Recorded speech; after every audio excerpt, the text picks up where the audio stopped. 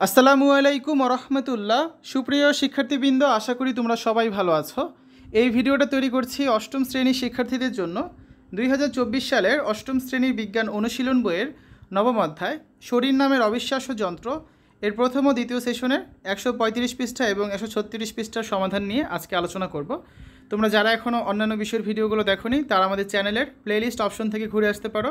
সেখানে তোমরা অষ্টম শ্রেণীর বাংলা, ইংরেজি, গণিত, বিজ্ঞান, ইতিহাস ও সামাজিক বিজ্ঞান, ডিজিটাল প্রযুক্তি, জীবন ও জীবিকা, স্বাস্থ্য সুরক্ষা, ইসলাম শিক্ষা এবং শিল্প ও সংস্কৃতি প্রত্যেকটা বিষয়ের জন্য আলাদা আলাদা করে প্লেলিস্ট পেয়ে যাচ্ছ।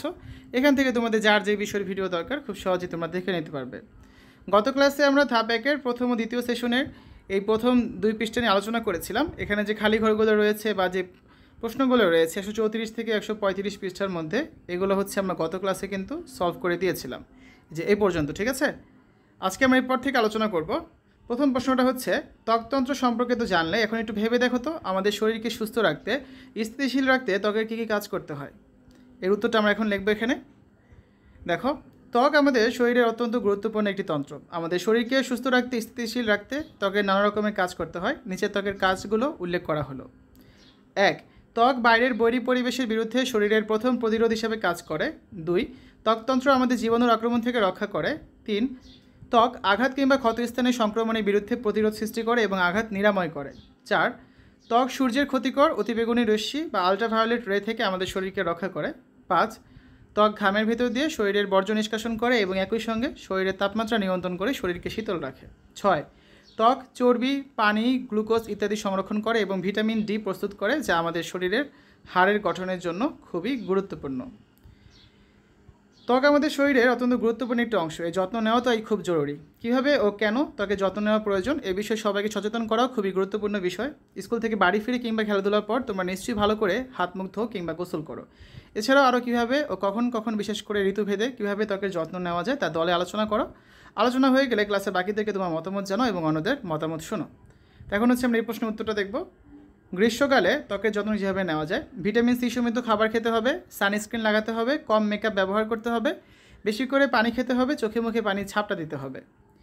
বর্ষাকালে আর্দ্রতা বাড়লে ত্বকে ধুলাবালি, ঘাম, তেল বেশি জমে। দিনে অন্তত 2 বার ভালো করে ক্লিনজিং বা ফেস ওয়াশ দিয়ে মুখ ধুয়ে নিতে হবে। এছাড়া চালের গুঁড়া, বেসন ইত্যাদি দিয়ে মুখ ধোয়া যেতে পারে। বর্ষাকালে ভারী ক্রিম বা তেল ব্যবহার করাই ভালো। প্রচুর পরিমাণে ফল, সবজি বা অ্যান্টিঅক্সিডেন্টযুক্ত খাবার খাওয়া প্রয়োজন। 3. শরৎকালে স্বাভাবিক ত্বকে আলফা হাইড্রা অ্যাসিডযুক্ত ময়শ্চারাইজার ব্যবহার করতে হবে। তৈলাক্ত ত্বকে জোজোবা অয়েল বা টি ট্রি অয়েল রয়েছে এমন ময়শ্চারাইজার ব্যবহার করতে হবে। হেমন্তকালে এই সময় আবহাওয়া হঠাৎ শুষ্ক হবে, বাতাসে ধুলোবালির পরিমাণ বেড়ে যায় এবং পরিষ্কার পরিচ্ছন্ন থাকতে হবে। ময়শ্চারাইজিং ক্রিম ব্যবহার করতে হবে। কোনোই গোড়ালির বিশেষ যত্ন নিতে হবে। মুখে প্যাক ব্যবহার করতে হবে। বেশি করে পানি পান করতে হবে।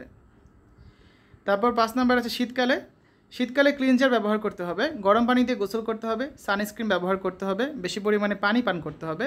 ত্বক বেশি শুষ্ক হয়ে গেলে petroleum jelly, olive oil, body lotion, cream ইত্যাদি ব্যবহার করা যায়। সর্বশেষ 6 নম্বরে বসন্তকালে এই ঋতুতে ত্বকের রুক্ষতা, শুষ্কতা দেখা যায়। ত্বক হয়ে ওঠে খসখসে, তাই মুখ ভালো ক্লিনজিং দিয়ে প্রতিদিন পরিষ্কার করতে হবে। মুখ, ঘাড় ও গলার ত্বকে ময়শ্চারাইজার ব্যবহার করতে হবে। মুলতানি মাটি, গোলাপ জল, মধু, অ্যালোভেরা জেল ও লেবুর রস মিশিয়ে প্যাক তৈরি করে ঘাড়, গলায়, হাত ও পায়ে লাগানো যেতে পারে। এতে ত্বকের শুষ্কতা ধীর হবে এবং কোমলতা বাড়বে। তো আজকে আলোচনা এই পর্যন্তই। আগামী ক্লাসে আমরা 137 পৃষ্ঠা যে বাড়ি কাজটা রয়েছে, এই ছকটা হচ্ছে আমরা আগামী ক্লাসে পূরণ করে দেব। ঠিক আছে শিক্ষার্থীরা, এতক্ষণ তোমরা দেখলে অষ্টম শ্রেণীর বিজ্ঞান নবম অধ্যায় শরীর নামের অবিশ্বাস্য যন্ত্র 135 পৃষ্ঠা 136 পৃষ্ঠার সমাধান। আশা করি ভিডিওটা তোমাদের কাছে ভালো লেগেছে। পরবর্তী পর্বগুলো দেখার আমন্ত্রণ জানিয়ে আজ বিদায় নিচ্ছি। আল্লাহ হাফেজ।